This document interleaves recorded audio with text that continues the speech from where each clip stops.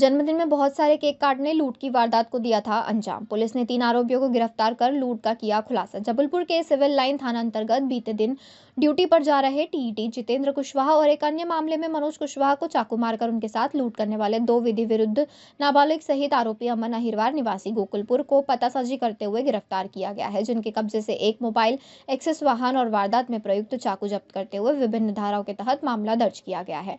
मामले को लेकर अतिरिक्त पुलिस अधीक्षक जितेंद्र सिंह ने बताया कि गिरफ्तार किए गए आरोपी अमन अहिरवार ने बताया कि उनके साथी विधि विरुद्ध बालक का अगले महीने जन्मदिन आने वाला था, जिसको लेकर तीनों ने जन्मदिन में बहुत सारे केक काटकर रील बनाकर सोशल मीडिया में वायरल करने की प्लानिंग की। वहीं रुपयों को लेकर तीनों ने मिलकर लूट की योजना बनाई और सिविल लाइन थाना क्षेत्र में टीटी जितेंद्र कुशवाहा और मनोज कुशवाहा पर चाकू से हमला कर नकदी और मोबाइल लूट कर फरार हो गए थे, जिन्हें मुखबिर और सीसीटीवी फुटेज के जरिए पतासाजी कर गिरफ्तार किया गया है। पर हमला हुआ था, आरोपी पकड़े गए, क्या है पूरे? देखिए, दिनांक 25 दिसंबर की रात्रि और 27 दिसंबर की रात्रि 2 घटनाएं हुई थी, जिसमें 3 स्कूटी सवार लोगों ने चाकू मार के, चाकू का भय दिखाकर मनोज कुशवाहा जो हैं उनसे 5,000 रुपये लूटे थे और जो टीटी थे जितेंद्र कुशवाहा उनसे 900 रुपये और उनका मोबाइल लूटा गया था।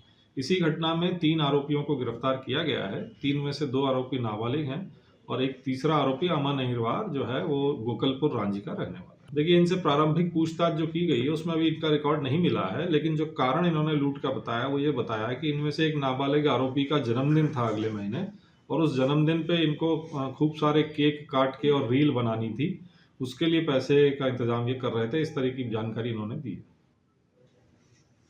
नर्सिंग भर्ती में 100% महिला आरक्षण पर हाईकोर्ट सख्त, सरकार को जारी किया नोटिस। मध्य प्रदेश हाईकोर्ट ने सरकारी नर्सिंग कॉलेजों में 100% महिला आरक्षण के आधार पर की जा रही भर्ती को लेकर कड़ा रुख अपनाया है। अदालत ने इस भर्ती प्रक्रिया की संवैधानिक वैधता पर सवाल उठाते हुए राज्य सरकार को नोटिस जारी किया है।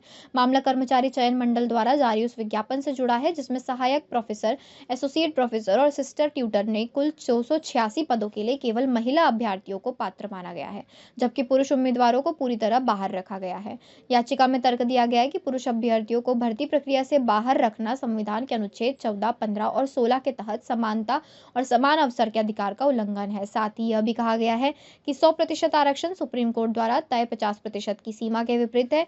इन दलीलों को सुनने के बाद हाईकोर्ट की खंडपीठ ने सरकार से जवाब तलब किया है और मामले की अगली सुनवाई की तारीख 5 जनवरी को तय की है। मध्य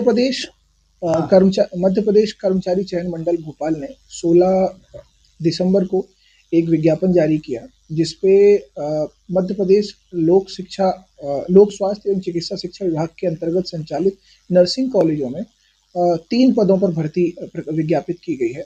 इनमें असिस्टेंट प्रोफेसर, एसोसिएट प्रोफेसर और ट्यूटर के पद थे। ये कुल 286 जो पद हैं, इन्हें विभाग ने और मंडल ने सिर्फ महिलाओं के लिए आरक्षित कर दिया है। उसमें महिलाओं को 100% आरक्षण देते हुए पुरुषों को पूर्ण रूप से बाहर कर दिया है, जबकि समान डिग्रीधारी और समान रूप से योग्य पुरुष जो उस पद का दावा कर सकते थे, नियमानुसार वो उसकी अर्हता रखते थे, उन्हें सिर्फ लिंग भेद करते हुए उन्हें बाहर किया गया है। इस मामले को चुनौती दी गई है उच्च न्यायालय में। माननीय न्यायालय ने कल इसमें सुनवाई करते हुए शासन को संबंधित विभाग से निर्देश लेकर के और 5 तारीख को इसकी सुनवाई नियत की है। चूंकि फॉर्म भरने की अंतिम तिथि 7 जनवरी है, तो इस मामले में 5 जनवरी को सुनवाई होगी। इसके साथ ही महत्वपूर्ण है कि 100% रिजर्वेशन किसी भी परिस्थितियों में नियमों में, संविधान में आर्टिकल 14, आर्टिकल 16 में अनुज्ञेय नहीं है। किसी भी परिस्थिति में जो नियम मध्य प्रदेश शासन ने अडॉप्ट किए हैं, उसमें भी कहीं भी लिंग भेद की बात नहीं की गई है। उसके बावजूद भी इन्होंने पुरुषों को पूर्ण रूप से बाहर कर दिया है। तो इस पूरे मामले की सुनवाई 5 जनवरी को होगी।